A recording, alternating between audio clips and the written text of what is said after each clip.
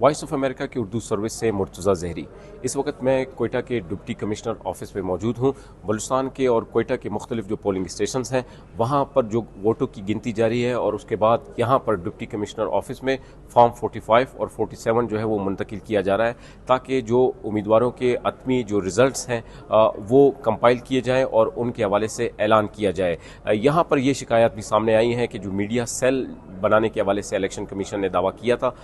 वो भी यहाँ पर मौजूद नहीं, और उसके अलावा जो एक स्क्रीन लगाने के हवाले से भी दावा किया गया था वो स्क्रीन भी मौजूद नहीं, जिसके हवाले से मीडिया को भी जो खबरों तक रसाई है उसमें काफ़ी मुश्किलात का सामना करना पड़ रहा है। यहाँ पर इंतज़ामिया ने हमें ये बताया है कि जो अतमी रिजल्ट्स है उसमें ताख़ीर हो सकती है क्योंकि दूर दराज इलाकों से बलूचिस्तान के ये रिजल्ट्स जो है यहाँ पर मुंतकिल किए जा रहे हैं। ओवरऑल अगर बलूचिस्तान में इलेक्शन के हवाले से बात की जाए तो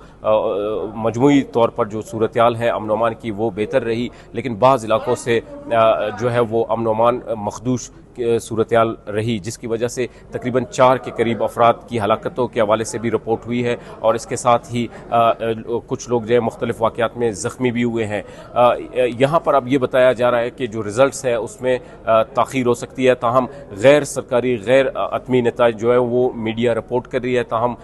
इलेक्शन कमीशन की जानिब से अभी तक जो मजमूई रिपोर्ट है वो अभी तक कंपाइल नहीं की गई।